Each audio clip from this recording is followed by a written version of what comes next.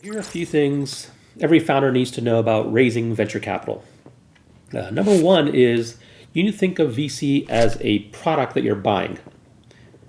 Now, you're the customer, and it may not seem that way, but you're the customer. And it's entirely possible and even likely that that product is just not a good fit for your needs. VCs are all about what I call bimodal outcomes. They either want you to be a breakout spectacular success or go down in burning flames trying.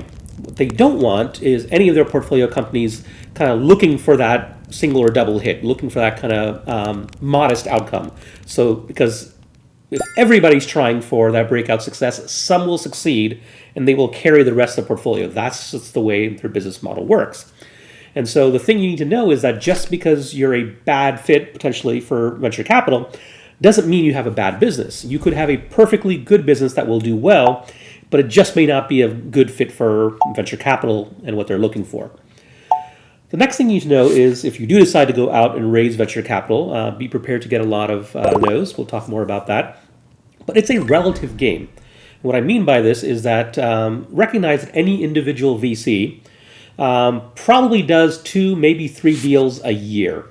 And there's a reason for this. When they put capital inside of a company, they're going to usually take a board seat, they're going to be active, and there's a limit to how many of those things they can do.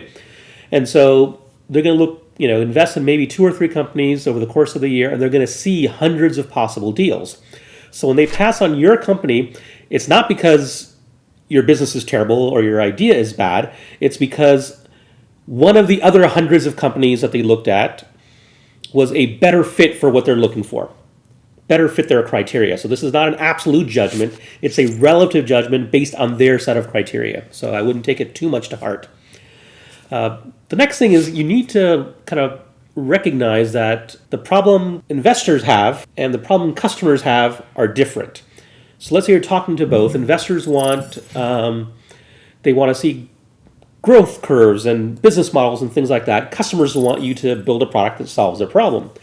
And often you are much better off spending calories on solving your customer's problem in the early stages than the investor's problem, right? They're not the same thing. And then finally, and here's like a hard one.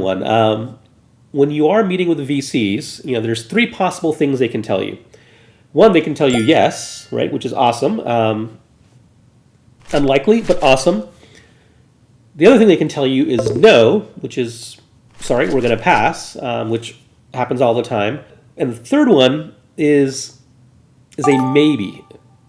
And I'm going to suggest to you that a clear no is better than a misguided maybe. Now, here's why the misguided maybes happen more often than you would think.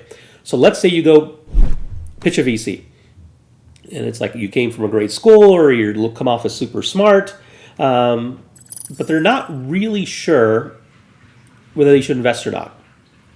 They're kind of curious, but not quite there. You don't quite fit the criteria. So they could tell you no, but often they won't. And here's why, is that it's entirely possible that they miss something. It's like, okay, well, maybe this is a better idea than we thought. Maybe the market's bigger than we thought. Maybe this entrepreneur is smarter than we thought.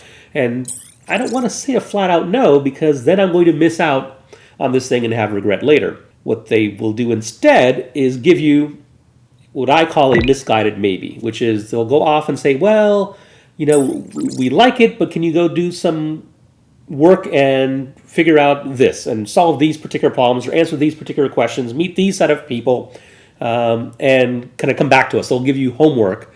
And the idea here, not that they're doing it out of malice, but the kind of intent is that they're essentially buying time, and they're going to see whether, as you talk to other VCs, whether you get someone else excited.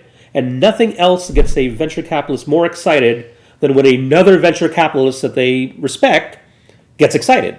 And so by telling you a no, they're basically kind of giving up that optionality. By giving you a maybe, even though it's a low likelihood maybe, they're essentially giving themselves a free option that says in the event they were wrong about this particular call and other VCs get interested, they can still hop back in because they're still kind of in the process. So these misguided maybes, I think, can spend a lot of your calories, and usually ends up being a waste of time. So you've got to kind of be careful and detect the difference between a misguided maybe, what and should have been an actual no.